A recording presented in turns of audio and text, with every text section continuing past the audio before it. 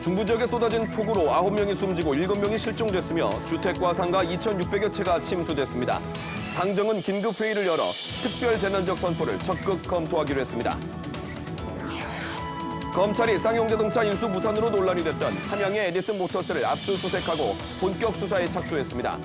주식거래 차익 등 불공정거래 혐의를 수사할 계획입니다. 경남의 코로나19 신규 확진자가 8,000명을 넘어섰고 일부 군 지역도 세 자릿수로 늘었습니다. 정부는 감염 취약시설을 대상으로 방역을 강화할 계획입니다.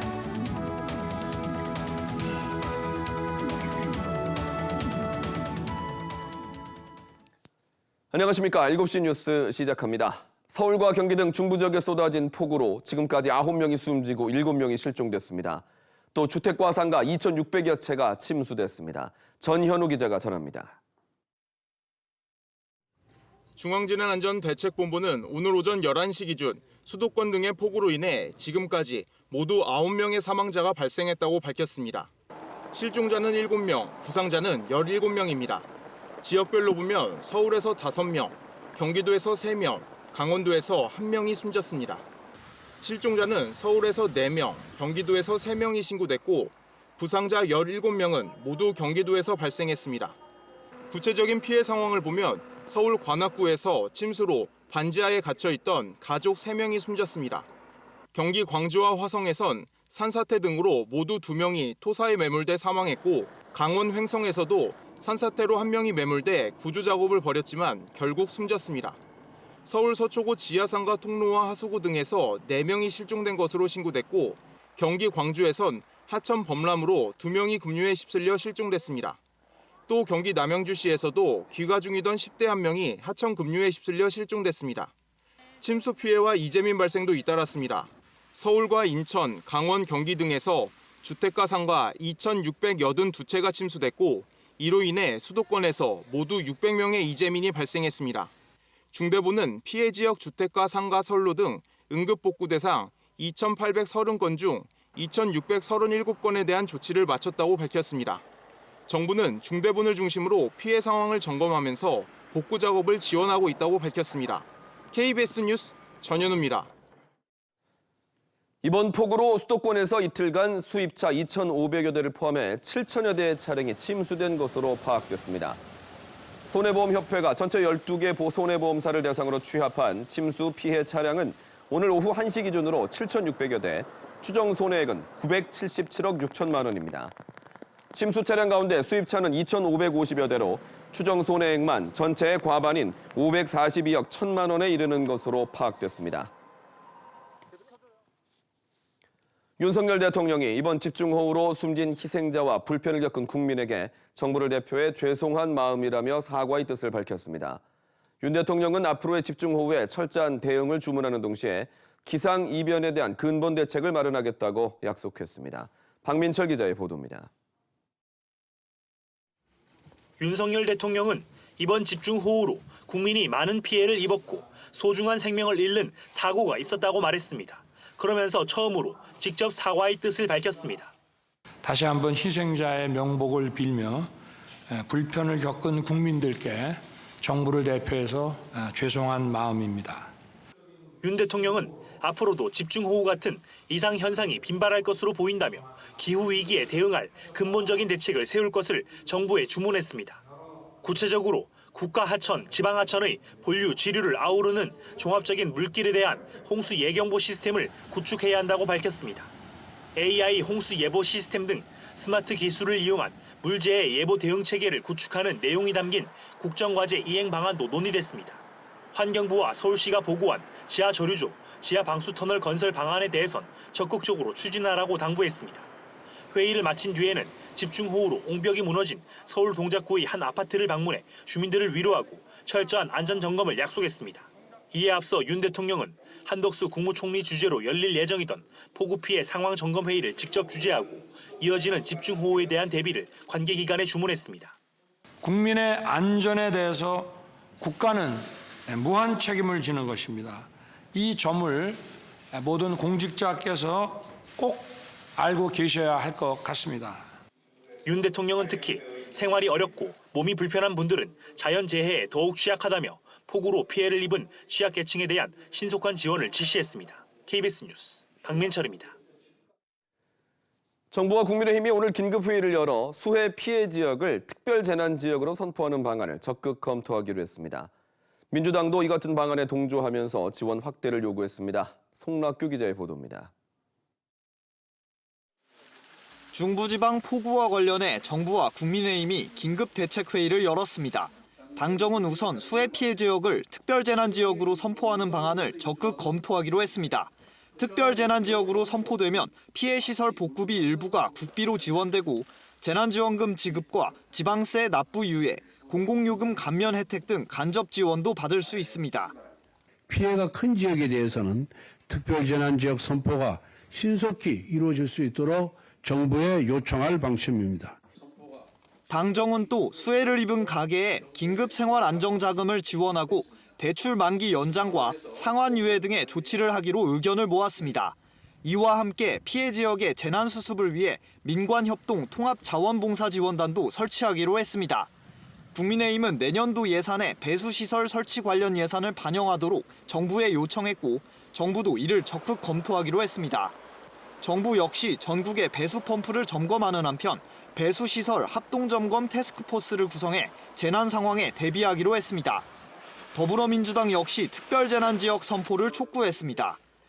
정부는 집중호우 피해 지역을 특별재난지역으로 선포하고 신속하게 실질적인 지원 대책을 마련할 것을 강력히 촉구합니다. 서울 구룡마을 임시대표소를 찾은 민주당 지도부는 이재민들을 만나 국가의 재난 관련 복구 지원 규모가 미약한 수준이라며 지원 확대를 약속했습니다. KBS 뉴스 송락규입니다. 국민의힘 이준석 대표가 당의 비상대책위원회 체제 전환에 반발하며 법원에 효력 정지 가처분을 신청했습니다. 이 대표는 오늘 오전 가처분 신청 전자로 접수했습니다라는 글을 SNS에 올렸습니다. 이 대표는 오는 13일인 기자회견을 열고 직접 입장을 밝힐 계획입니다. 앞서 국민의힘은 어제 비상대책위원회 체제를 의결하고 주호영 의원을 위원장에 공식 임명했습니다. 법원의 판결로 김해시 안동 1지구 도시개발 사업의 행정 절차에서 중대한 하자가 확인이 됐습니다. 하지만 당장 내년 7월부터 2,700여 가구의 입주가 예정이 돼 있는데요. 입주자들은 피해가 없는지, 이 사업을 둔 각종 특혜 의혹은 해소될 수가 있는지 이어서 황재락 기자가 취재했습니다. 1, 2단지 합쳐 2,700가구 규모의 아파트를 짓는 김해 안동 1지구 개발 사업. 내년 7월 1,400여 가구가 입주 예정인 1단지의 현재 공정률은 37%, 2년 뒤 입주 예정인 2단지의 공정률은 16%입니다. 지난해 11월 김해시로부터 공사중지 명령이 내려진 상업용지에는 토지 수용에 반대하는 주민 10여 명이 아직 남아 있습니다. 안 팔린 집도 그만 사람을 다 내보내비고 그만 제일 부쌌어. 꼴물 막 하는 게 어디 가도 못하고 맨날 여기 이제 새로 이리 떨고 갖고 한다. 김해시의 항소로 도시개발 사업의 적법성 여부는 장기간 법정 공방이 불가피한 상황입니다.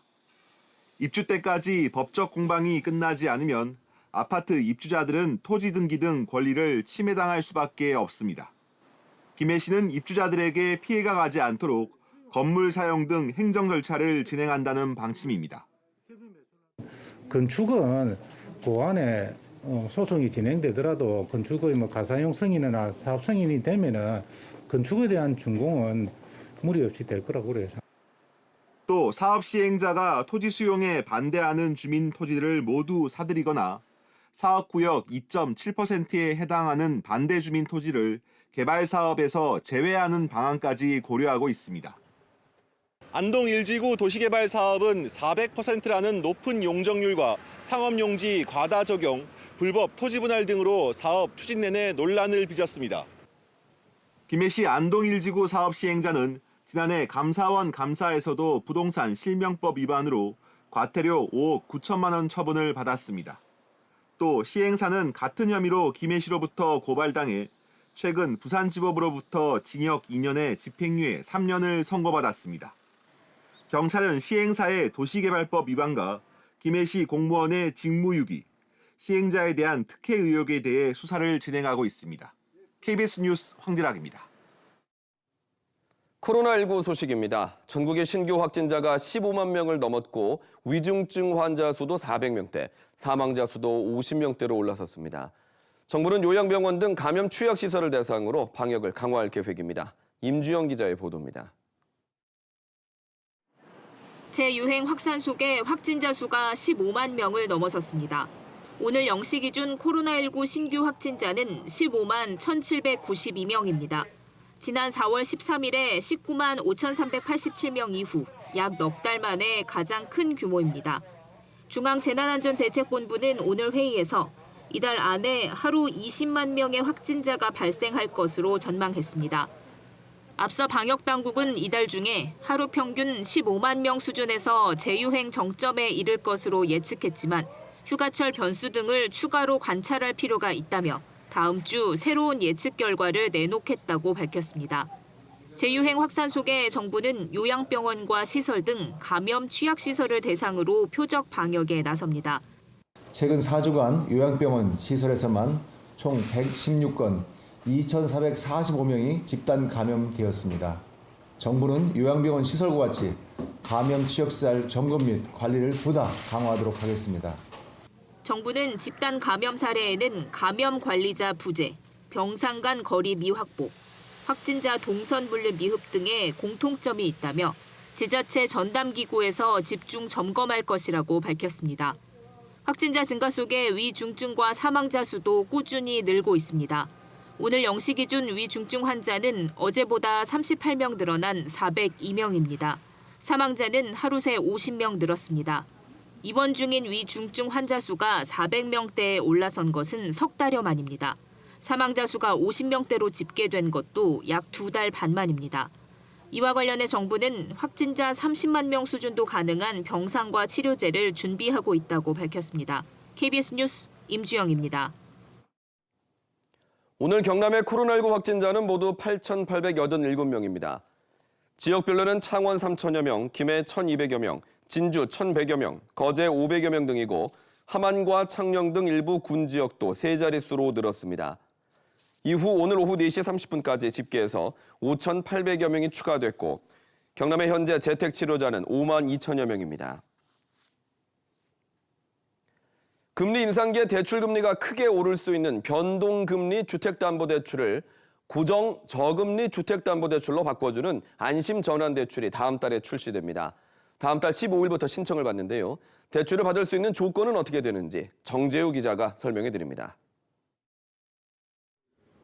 금융당국이 서민층 주택 구입 자금 부담을 줄이기 위해 25조 원 규모의 안심전환 대출을 내놨습니다. 변동금리 주택담보대출을 고정금리로 바꿔주는데 부부 합산 소득 7천만 원 이하인 1주택자가 대상입니다. 집값은 시세 기준 4억 원 이하여야 합니다. 시중은행과 제2금융권에서 취급된 변동금리와 준고정금리 주담대가 전환 대상입니다.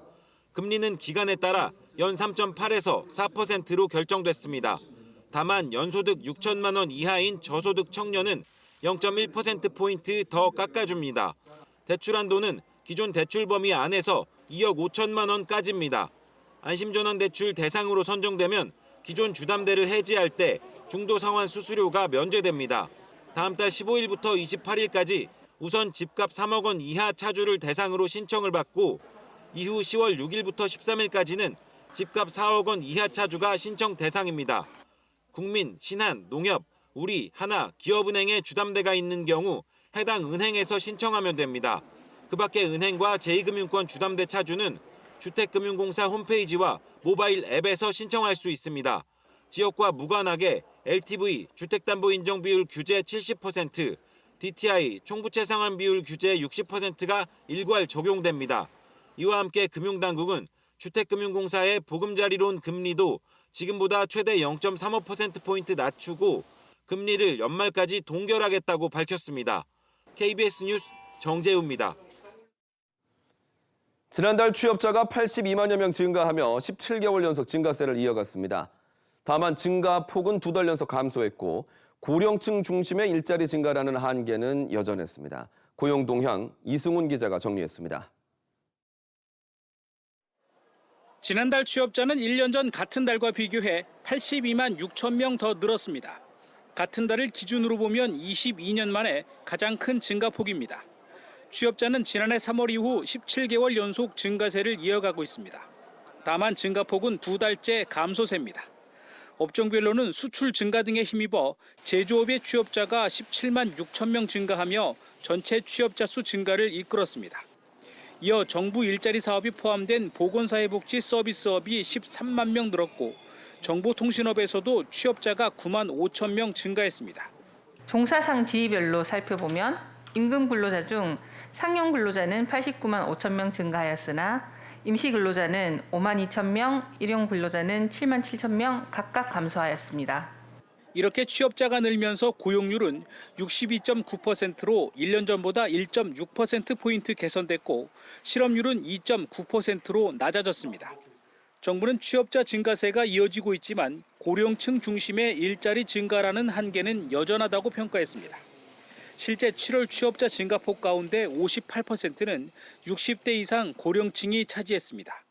정부는 코로나 재확산과 금리 인상, 가계와 기업의 심리 위축 등으로 하반기 취업자 증가폭은 점점 더 둔화할 것으로 전망했습니다. KBS 뉴스 이승훈입니다.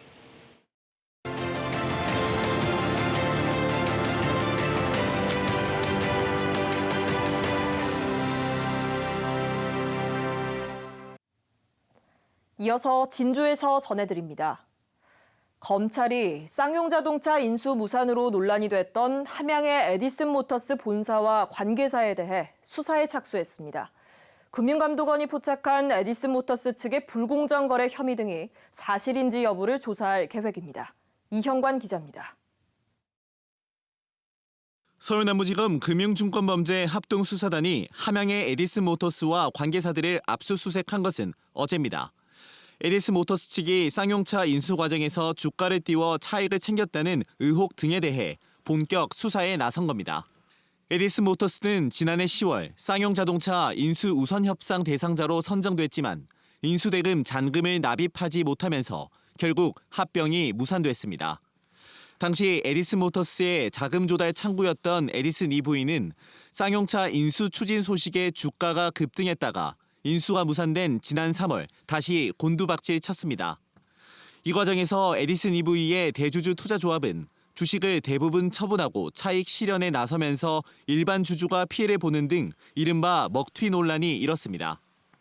이에 금융감독원은 이들 과정을 집중 모니터링해왔으며 지난달 22일 에디슨모터스 등의 불공정 거래 혐의를 포착하고 검찰에 사건을 이첩했습니다.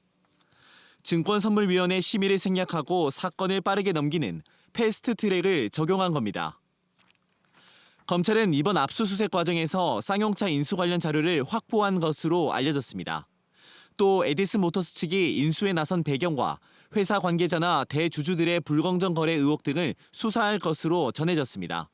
KBS 뉴스 이형관입니다. 하동군과 전남 구례, 고성군과 광양시 4개 자치단체가 섬진강권 통합 관광벨트 조성을 위한 결의문을 채택했습니다. 이 결의문에는 섬진강권을 하나의 관광 권역으로 발전시키고 경제적, 행정적 지원에 협력한다는 내용이 담겼습니다. 지난해 2월에 추진된 섬진강권 통합 관광벨트 사업은 내년까지 40억 원을 들여 관광 상품을 만들 예정입니다.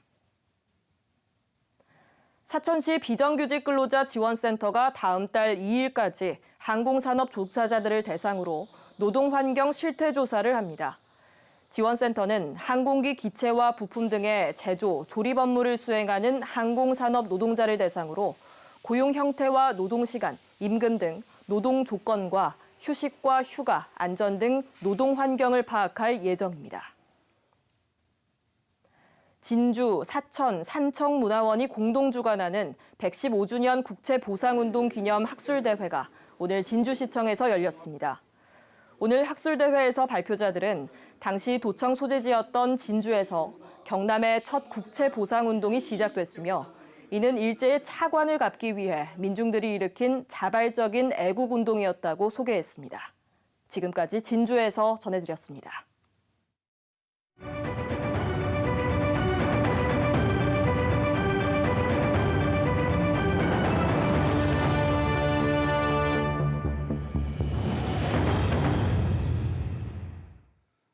신문브리핑 풀뿌리 언론 K 시작합니다. 먼저 뉴스 사천입니다. 사천 고성 주민 지자체 경계 대규모 채석단지 결사 반대라는 제목인데요. 사천과 고성의 주민들이 양시군의 지리적 경계에 추진되고 있는 대규모 채석단지 사업을 중단해달라고 요구하고 있습니다. 자세한 내용은 뉴스 사천의 강무성 기자 연결해 알아보겠습니다. 강무성 기자님 반갑습니다. 네, 반갑습니다. 네, 먼저 이 사천시와 고성군 주민들이 함께 모여서 이렇게 집회를 연 이유가 있겠죠. 뭡니까? 네, 채석단지 지정을 추진하려는 쪽은 고성군에서 수십 년째 채석 생산 일을 하고 있는 업체입니다. 이 업체는 사천시 정동면과 고성군 상림면을 잇대 46만 제곱미터 규모의 임야에서 석재를 생산하겠다는 계획을 세우고 있는데요. 주민들은 발파, 소음과 분진으로 인한 주민생활 피해, 농업과 가축 피해 증대, 농어촌 도로 파괴와 임야 훼손, 강원시 토사 유출로 인한 하천 수질 악화 등을 이유로 반대 목소리를 높이고 있습니다. 양시군의 주민들이 이렇게 반대를 하는데도 굳이 이곳에 석산을 개발하려는 이유는 뭔가요? 네, 사업 시행자 측은 사업 입안 단계에서 이곳에 약 18년 동안 석재를 생산하겠다는 계획을 밝힌 바 있습니다. 업체 측은 장기간에 걸친 석재 생산이 가능할 것으로 보고 있고요. 업체 측이 낸 산지 일시 사용 신고를 사천시가 2014년 불수리했으나 지난 2017년 대법원이 사천시의 상고를 기각하면서 업체 측의 시굴 조사 자체는 가능해졌습니다. 이후 주민들과 마찰을 빚어왔고요. 업체 측은 아직 채석단지를 신청한 것은 아니며 해당 임야의 돌이 경제성이 있는지를 판단하기 위한 채석 경제성 평가 시굴 조사를 추진 중이라고 짧게 설명했습니다. 그러면 사천시와 고성군의 입장도 궁금합니다. 사천시는 비록 산지 일시 사용 신고 불수리와 관련해 대법원에서 시가 패소 확인했으나 사천시도 주민들과 같이 반대 입장을 가지고 있다고 밝혔습니다. 시는 업체에서 산림청에 채석단지 지정을 신청할 경우 지자체 차원의 반대 의견을 낼 예정입니다. 고성군에서도 주민 집회 현장을 방문해 주민 의견과 분위기를 청취했습니다. 강 기자님이 현장을 취재하시면서 앞으로 이 문제는 어떻게 풀어가야 한다고 보셨는지요? 사천 고성 경계 지역 석산 개발은 채석 경제성 평가와 환경 영향 평가, 채석단지 지정 신청, 행정기관 협의, 산림청 심의를 거쳐야 합니다. 주민들은 생존권과 환경을 지키기 위해 끝까지 싸운다는 입장이고요. 앞으로 여러 행정 절차가 남아있는 만큼 장기간에 걸친 치열한 다툼이 예상됩니다.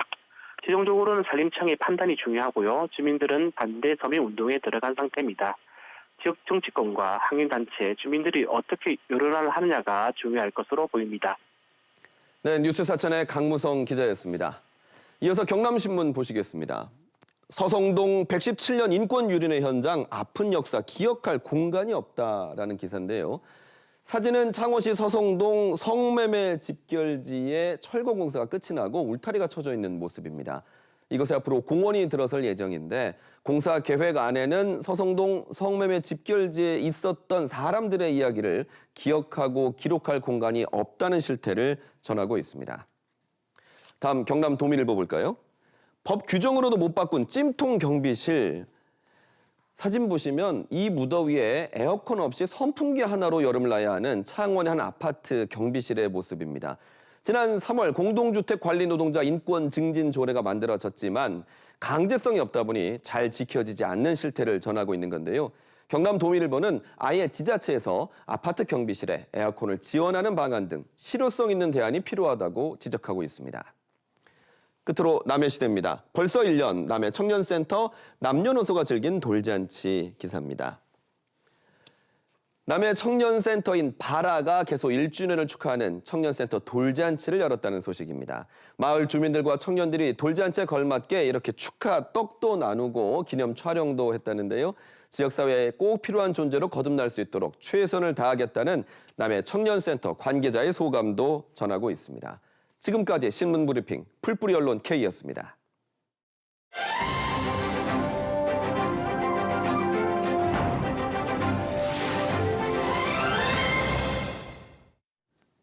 이어서 간추린 경남 소식 전해드립니다.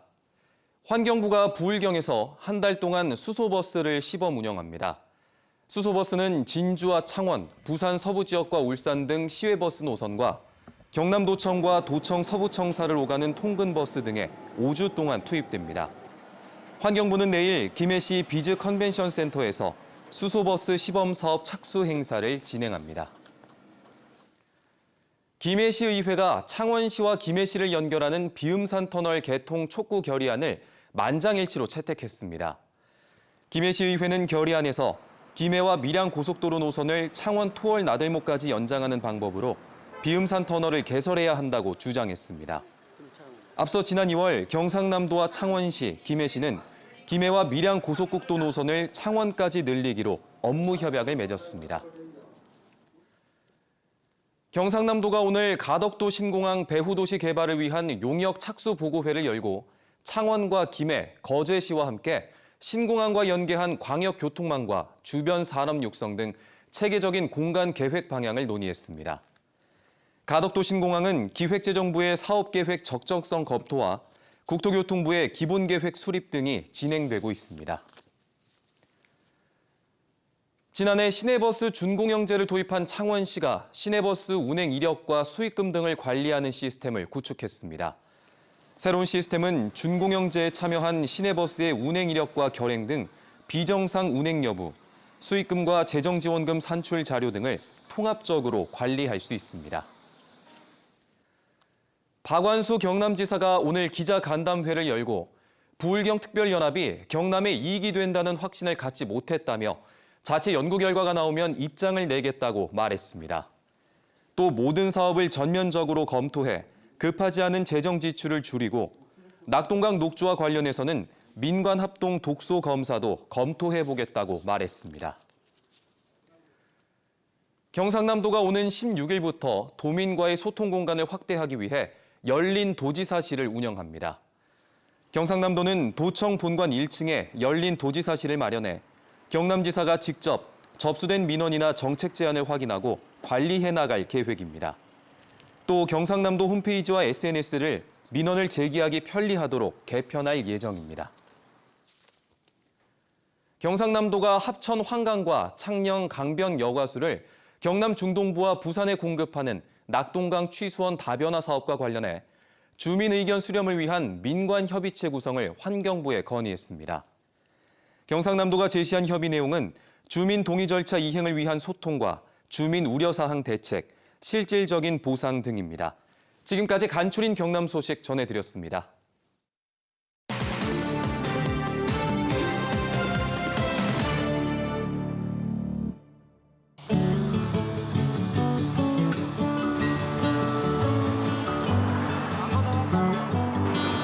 불볕더위가 시작되면서 전력 사용량이 폭증하는 요즘, 완주에 사는 조미정 씨 가정에 지난달 부과된 전기요금은 2,000원도 되지 않습니다.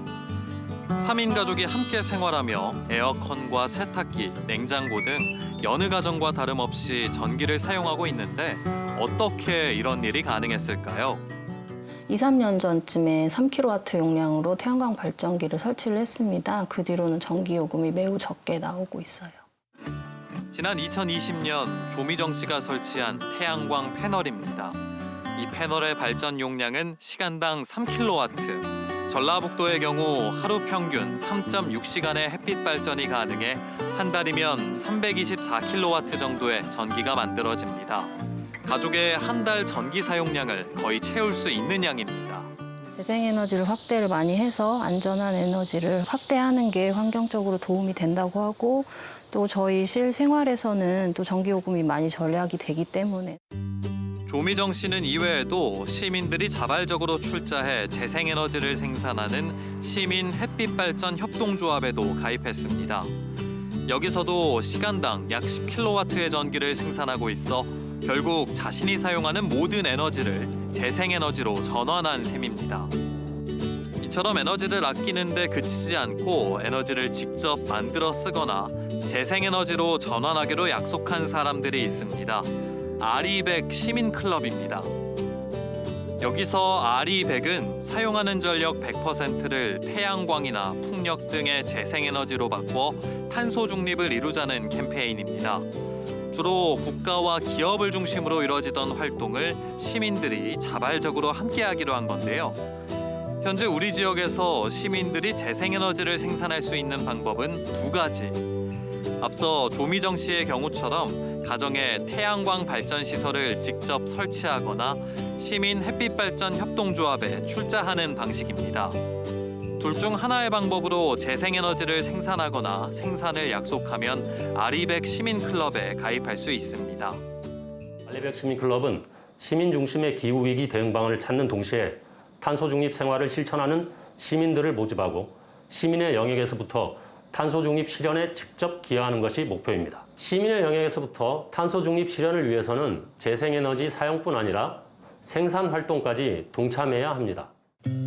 아리백 시민클럽은 3개의 등급으로 나뉩니다.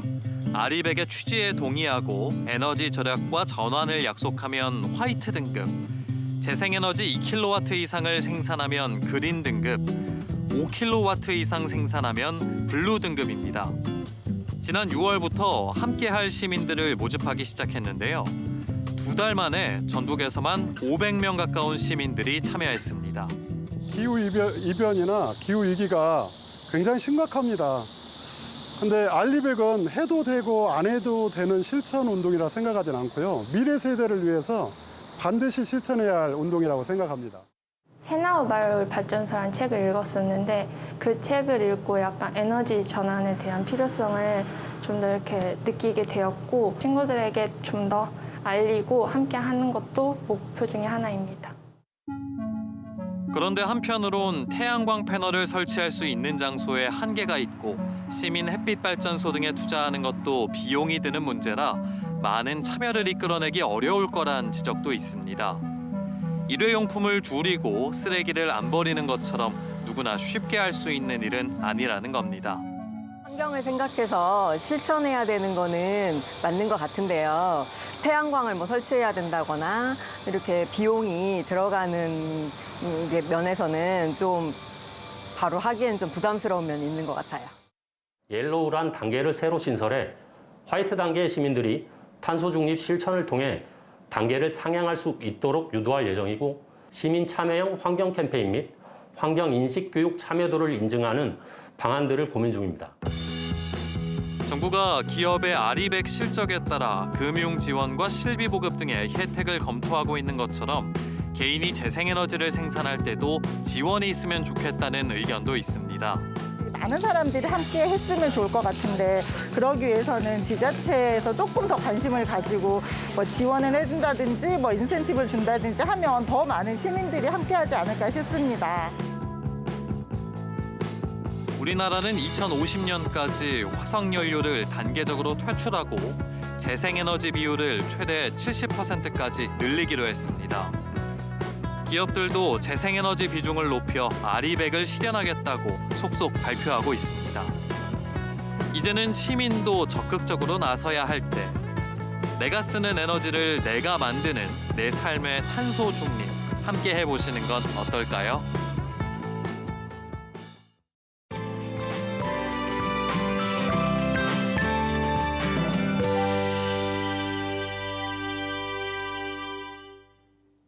중부지방에 기록적인 폭우를 쏟았던 비구름이 점차 남하하면서 현재는 충북 지역에 많은 비를 뿌리고 있습니다. 앞으로 우리 경남 지역에는 언제 비가 내리는지 또 비로 인한 피해는 없을지 궁금하실 텐데요. 내일 새벽에 북서 내륙부터 비가 시작돼 오후에는 점차 전 지역으로 확대되겠고요. 모레 오전까지도 이어지는 곳이 있겠습니다. 양은 5에서 40mm로 다행히 그렇게 많지는 않겠습니다. 비가 내리며 폭염의 기세가 꺾이지 않을까 하실 텐데요. 내일도 더위는 여전하겠고요. 비가 내리며 습도가 높아져 체감하는 더위는 더 높을 것으로 예상됩니다. 내일 동부 지역의 아침 기온 26에서 27도를 가리키며 열대야가 나타나겠고요. 한낮에는 31도 내외를 오르내리겠습니다. 서부 지역은 거창과 함양, 산청이 24도로 비교적 기온이 낮게 출발하겠고요. 한낮에는 28에서 31도까지 오르겠습니다. 내일 해상의 날씨는 대체로 흐리겠고요. 동해남부 앞바다에는 종일 비가 내리겠습니다. 주말을 앞둔 금요일에는 비가 그치겠지만 폭염의 강도가 거세지겠고요. 주말까지도 더위는 이어지겠습니다. 기상정보였습니다. 수도권을 물바다로 만든 장마전선이 충청을 거쳐 대구 경북 지역까지 남하할 것으로 예상되면서 경남 지역도 영향권에 들지 않을까 우려되고 있습니다. 경상남도도 시설물 긴급 점검에 나섰는데요. 배수로와 맨홀은 물론 지하 주차장과 반지하 주택까지 폭우 피해 예방에 신경을 써야겠습니다. 7시 뉴스 마칩니다. 오늘도 뉴스7 경남입니다.